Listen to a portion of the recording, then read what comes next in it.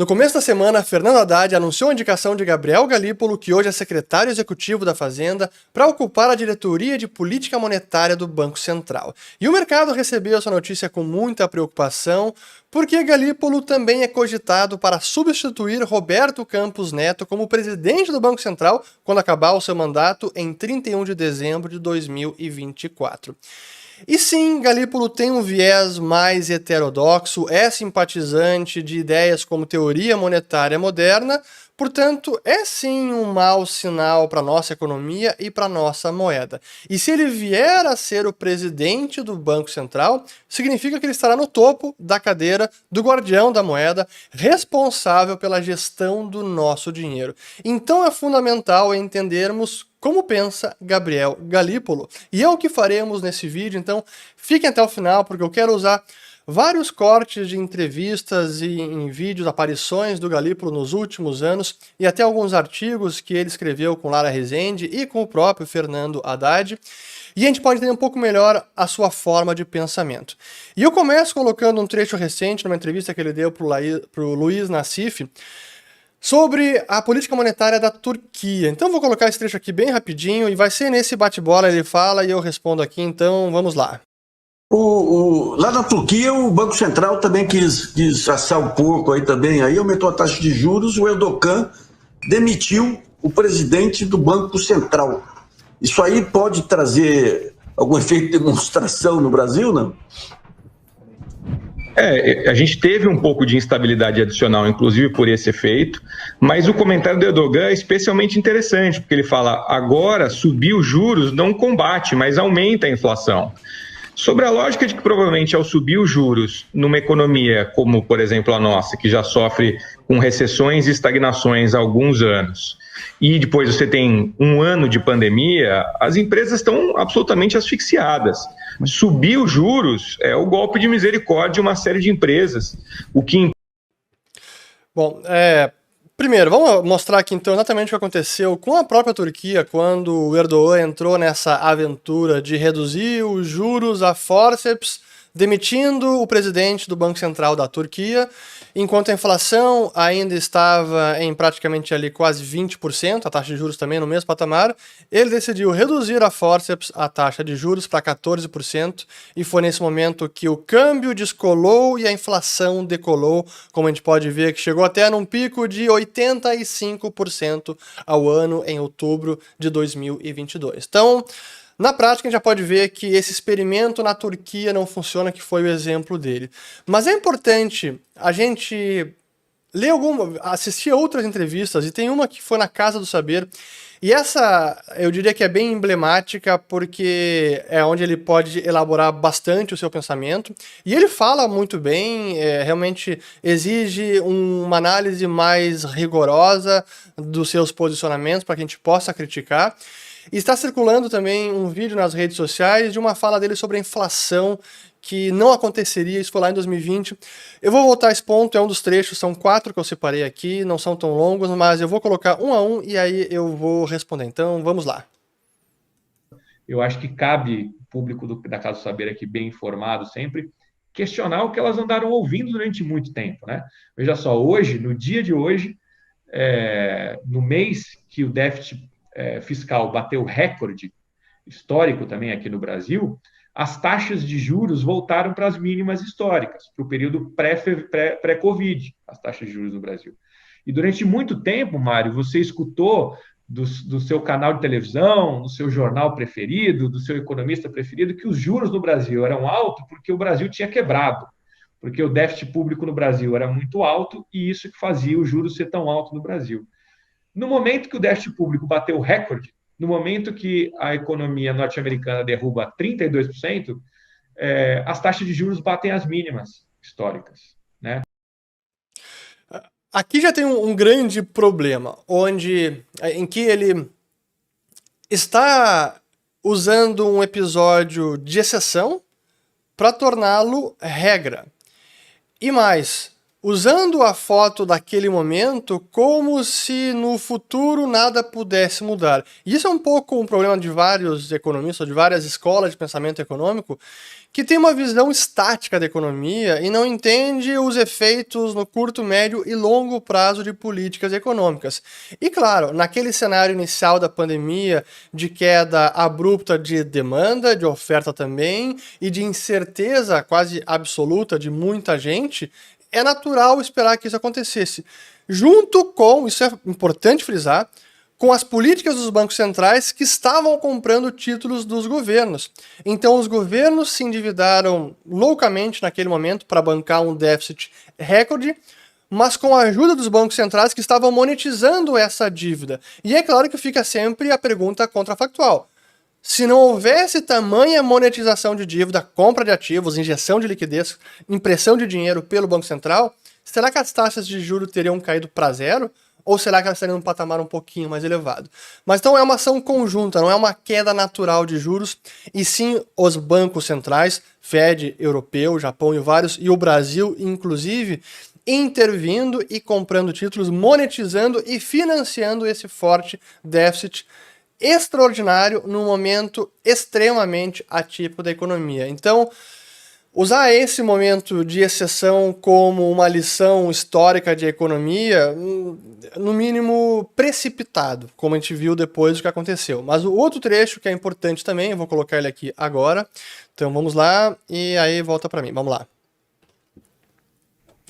Ou seja, você está querendo dizer que, em tese, os países não quebram, e então os fluxos vão funcionar, inclusive de comércio exterior. Alguém pode perguntar assim, ó, o país não quebra como se eu vi nos anos 80 o país quebrar. O país quebra se ele tiver dívida em moedas que ele não emite. A própria discussão que nós, economistas, ficamos presos, a gente quase... Eu não tive muita paciência para entrar nesse debate. Logo que a gente escreveu um artigo com outros 7 economistas, logo no começo da pandemia, dizendo que o governo tinha que emitir moeda, como emitiu ao final, acabou emitindo moeda para caramba e passou batido, ninguém falou nada, passou batido a emissão de moeda. Aqui só um adendo, não passou batido. Algumas pessoas perceberam essa forte impressão de moeda e alertaram que poderia dar problema. Mas aqui essa entrevista foi de julho de 2020. A impressão ainda estava ocorrendo e não tinha cessado tanto a impressão de dinheiro pelo Banco Central, estímulo monetário, quanto os estímulos fiscais, aqueles cheques pelos correios que aconteceu muito nos Estados Unidos. Mas deixa eu voltar para ele aqui, vamos lá. Até porque faltou moeda para as pessoas que estavam na fila na Caixa Econômica Federal pedindo para sacar. Mas as pessoas dizem, não, emite moeda ou emite título de dívida? Essa é uma discussão de quem não compreendeu o que é uma moeda numa economia capitalista. A moeda numa economia capitalista é um poder que eu conferi ao Estado, e está associado à lógica da Constituição do Estado moderno, assim como o monopólio da violência. Né? Nesse momento onde as pessoas querem voltar a armar a população para privatizar a violência de novo, né? Assim, isso é uma coisa de pessoal da Idade Média. Né? Ou seja, a gente... Só um adendo aqui. As economias capitalistas, e há várias economias capitalistas de mercado há muitos séculos, muitas cresceram e se desenvolveram não com uma moeda estatal, não com um monopólio de emissão de moeda, especialmente moeda sem nenhuma conversibilidade ou sem ser uma moeda baseada no metal ou prata. Então, isso não é uma pré-condição. A economia capitalista significa que nós precisamos dar o poder de emissão de moeda, qualquer que seja ela, para o Banco Central ou para o governo. Mas deixa eu voltar aqui. Não era o ponto principal, mas importante. O que foi a Constituição do Estado moderno? Eu atribuí para o Estado o poder de ter o monopólio da violência, o poder de cobrar tributos e o poder de cunhar a moeda. Cunhar a moeda é um ato jurídico-político que separa o bem físico das suas características materiais para ele se transformar em valor, que é um poder que foi dado ao Estado. Esse ponto é fundamental de refletir, porque usando especialmente a história dos Estados Unidos, que hoje emitem o dólar, a moeda do planeta, quando a gente analisa o início dos Estados Unidos como nação independente, a prática de mercado era utilizar a prata como moeda corrente, especificamente o chamado dólar espanhol. Tanto é verdade que está lá na Lei de Cunhagem de 1792, que estavam estabelecendo aquela lei que estabelecia uma casa de cunhagem, um mint, ou a casa da moeda, e que regularia as moedas nos Estados Unidos. E nessa seção 9 dessa lei de cunhagem de 1792, estava lá expresso que a moeda dos Estados Unidos seria o dólar espanhol, porque o mesmo já é corrente. O mesmo já tem curso. Isso significa que já era prática de mercado, independentemente do que queria os colonos americanos ou os pais fundadores, ou a coroa britânica. Essa já era a prática de mercado que foi adotada livremente, até mesmo a revelia da coroa britânica, que não queria que o dólar espanhol circulasse nos Estados Unidos. Então aí está os Estados Unidos reconhecendo que a prata era a moeda. E o monopólio de cunhagem, durante muito tempo, dava o monopólio para o governo, o rei, o soberano, apenas cunhar a moeda, mas a moeda, a mercadoria, que era prata ou ouro, que já era a moeda corrente. Esse monopólio não dava o poder para o governo adulterar aquela moeda, que esse é o problema recorrentemente na história milenar do dinheiro, onde soberanos adulteravam o conteúdo material da moeda, misturando, por exemplo, uma moeda de prata ou de ouro, algum metal menos nobre, que diluía o conteúdo do material nobre, prata ou ouro, diminuindo assim o seu valor, mas que a cunhagem dava o mesmo valor de face, mas que não tinha mais o mesmo conteúdo material. Essa era a inflação mais pré-histórica, por assim dizer. Mas isso não significa que o Estado consegue impor a moeda que ele quiser sobre os seus cidadãos. Mas eu vou voltar mais a esse assunto, então deixa eu voltar aqui. Eu acho que era só isso dessa fala, ou tem mais um pouquinho, vamos lá. Se você emite dívida, o Estado emite dívida, que depois vai ser paga numa moeda que ele mesmo emite, não dá para você não entender que o poder de emitir títulos públicos é uma extensão do poder da emissão de moeda. Se você... Verdade, mas isso não quer dizer que um país, um império, não possa emitir título público sem emitir a moeda daquela região. Acabei de mencionar a época dos Estados Unidos, com prata, ouro, etc. Então não é uma pré-condição, mas sim, é uma extensão do poder de emitir dívida à moeda. Vamos lá.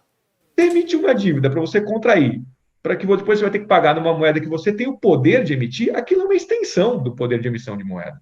E quando você tem uma taxa de juros que está migrando para zero, juros real, a divergência entre um custo de um e outro praticamente desaparece. Ou seja, o título público ele vai ter uma duration maior, né? A moeda é uma liquidez imediata, ele vai ter um prazo maior, por isso que ele vai ter uma taxa de juros maior. Mas quando você está encurtando, porque os juros estão despencando, isso inclusive desaparece.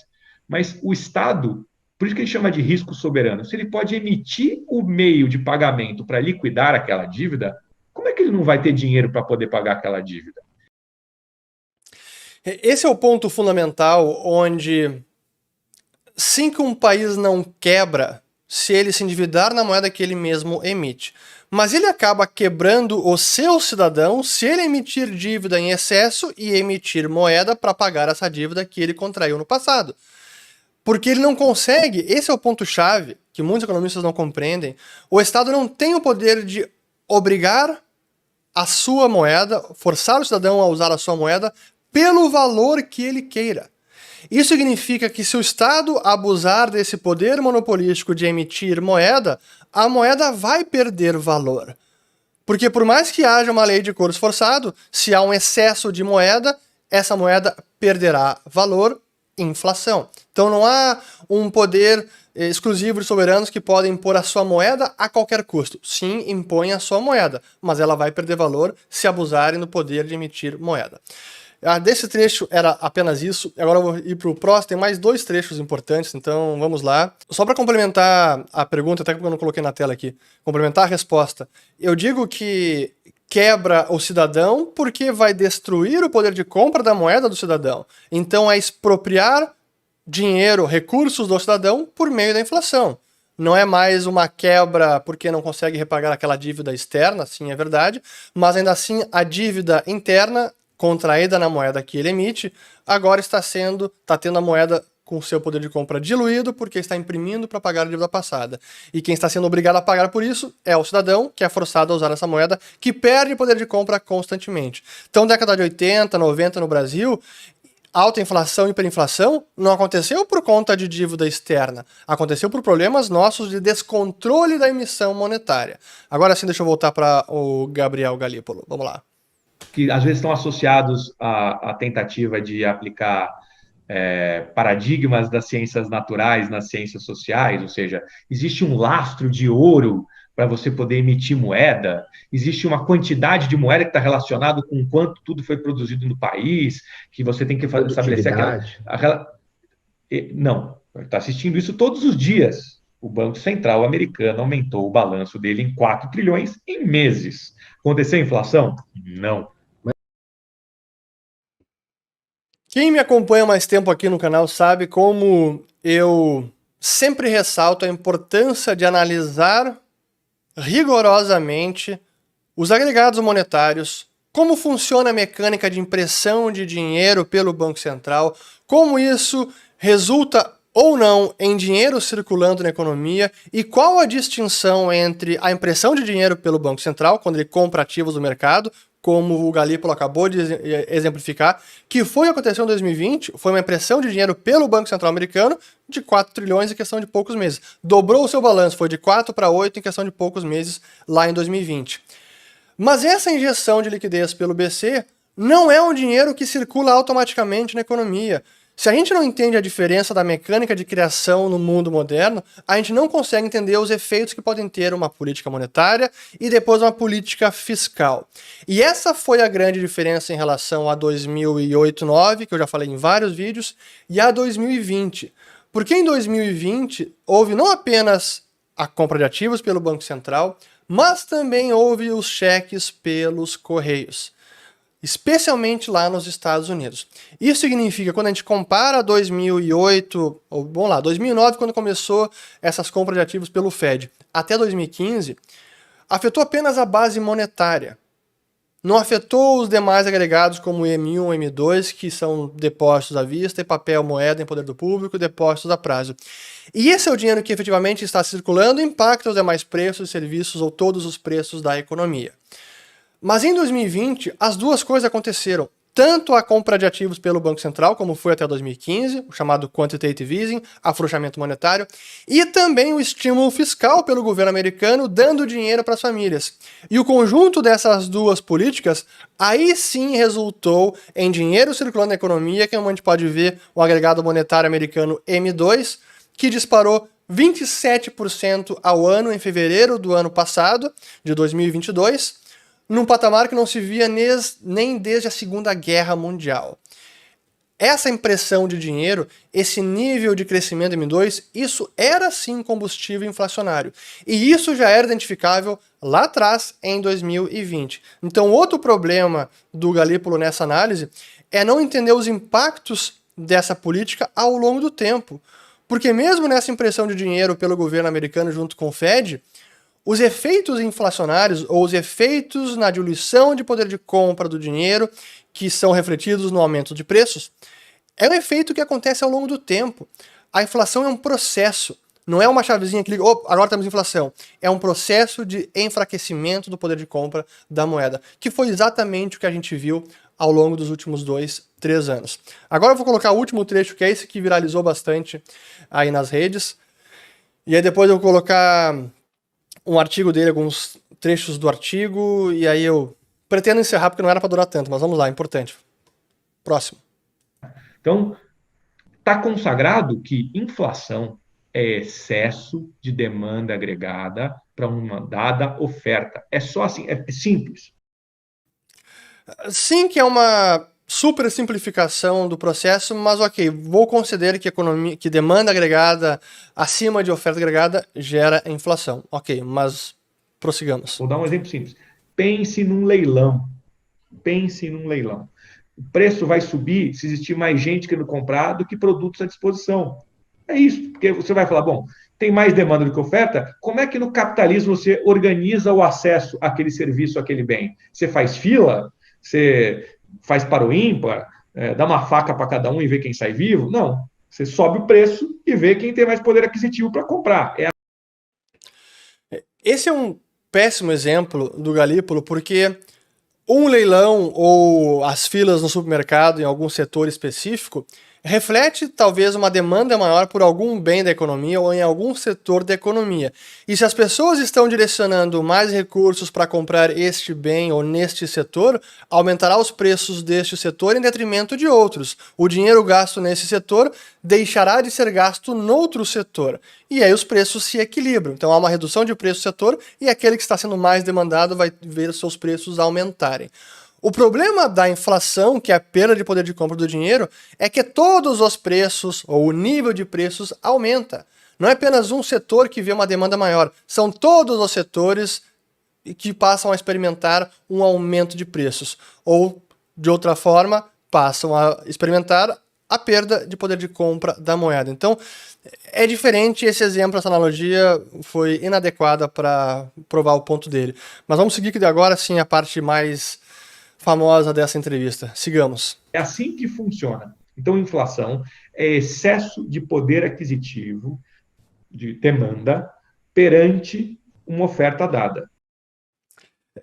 Eu confesso que eu tenho dificuldade de entender esse argumento, excesso de poder aquisitivo, porque, na verdade, a inflação é justamente a perda de poder aquisitivo da moeda. Enfim, mais uma digressão minha, mas vamos lá. A gente começou essa live dizendo que a principal economia do país teve uma queda de 32%. Sujeito que vier falar que vai ter um excesso de demanda neste cenário, eu não tenho paciência mais do que isso. É uma questão, os meus amigos têm me questionado, têm me acusado de que eu estou não querendo mais falar de economia, Mário, que eu parei de estudar economia e estou estudando outras coisas. Vou te dizer uma coisa, é uma questão de sanidade mental. Porque como é que eu converso com um sujeito que vem dizer para mim que vai ter inflação num cenário de derrocada da economia como essa? Como é que você conversa com esse sujeito? É camisa de força. Pois aí está o último trecho dessa entrevista que viralizou aí nas redes. Enfim, aqui é retórica pura, não acho que é o mais adequado, um economista do calibre dele, mas tudo bem. O ponto é, até para eximi-lo de culpa ou do erro, ainda estávamos ali em julho de 2020, ainda havia incerteza. Por mais que as políticas fossem extraordinárias e assim, absolutamente inéditas e em magnitude impressionante, dá para conceder o benefício assim, da dúvida que o momento era difícil de fazer uma análise mais definitiva. Mas ainda assim, os grandes combustíveis inflacionários estavam lá, ou estavam em gestação. Já tinha começado, como ele falou, já tinha havido 4 trilhões de compras do Fed. O governo americano também já tinha dado cheques de estímulo. Então já havia um grande combustível inflacionário. E como os economistas que gostam de dizer, e sempre usar a análise do ceteris paribus, ou tudo o mais constante, quando a gente analisa aqueles fatores que estavam ocorrendo em 2020, havia sim grandes fatores inflacionários. Se iria resultar numa inflação com certeza absoluta, aí são outros 500, não dá pra gente fazer essa afirmação, porque depende de outras variáveis. Mas que aquela impressão de dinheiro sim representava um grande fator inflacionário e que era extremamente arriscado para bancos centrais e governos fazer esse tipo de política e na magnitude que foi realizada pelo Fed e pelo governo americano, especialmente, aí sim tinha um perigo enorme de que aquilo voltaria como inflação, como efetivamente voltou. Tanto é que testemunhamos a maior inflação nos Estados Unidos em 40 anos e o resto da história vocês já sabem. Mas enfim, tem mais alguns artigos aqui, eu vou colocar um trecho rápido. Um é bem curto aqui, na verdade, é um artigo assinado agora em abril, ano passado, abril de 2022, entre ele, Galípolo e Haddad, sobre a criação de uma moeda sul-americana que pode acelerar a integração regional. Eu discordo completamente, já fiz vídeo sobre isso, mas eu queria lembrar esse artigo dele. O próprio Paulo Guedes também defendia isso, e acho que os dois estão equivocados nessa ideia megalomaníaca e sem sentido para nosso continente, especialmente para as nossas economias emergentes historicamente inflacionárias e fiscalmente irresponsáveis.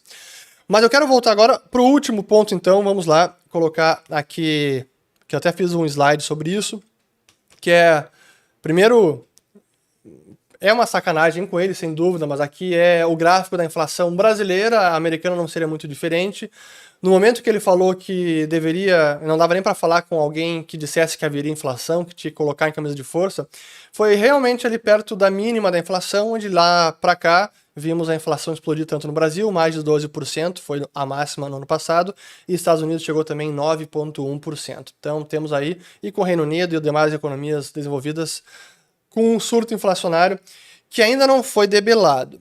Mas o que eu queria trazer para encerrar, é um artigo que ele escreveu junto com o André Lara Rezende sobre política monetária. E aí que realmente me preocupa, porque a gente vê um nível maior de heterodoxia, onde ele gostaria inclusive de controlar a taxa de juros, mas em toda a sua curva. Então aqui a gente tem um trecho onde diz o seguinte: política monetária hoje é sobretudo a política de juros. Sim, a taxa básica sobre as reservas bancárias é o principal instrumento do Banco Central.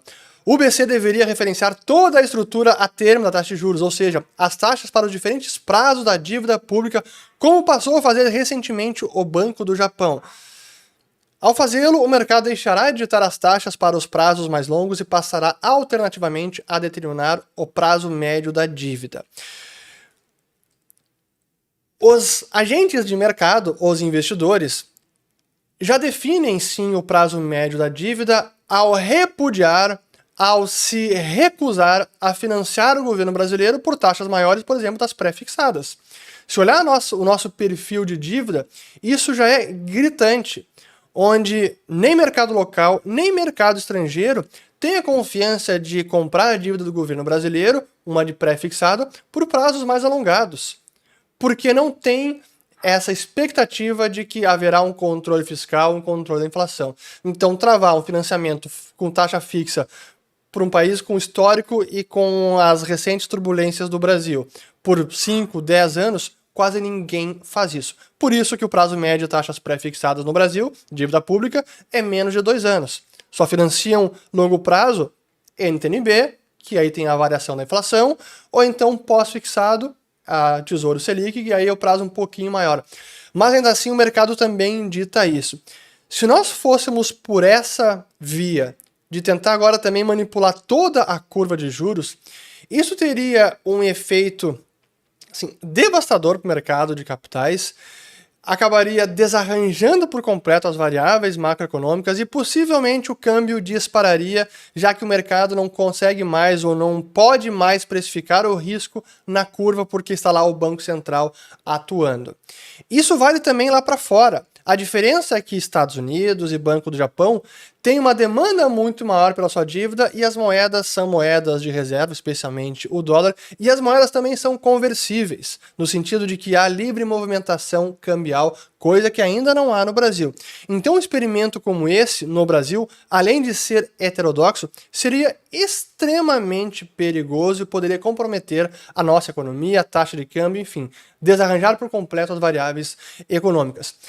Mas seguindo, e claro, e quando eu falo assim, só para deixar isso claro, eu acho que isso está subentendido, mas às vezes é importante deixar mais evidente. Quando eu falo dos efeitos econômicos e dos impactos nos mercados, tudo isso tem reflexo no social.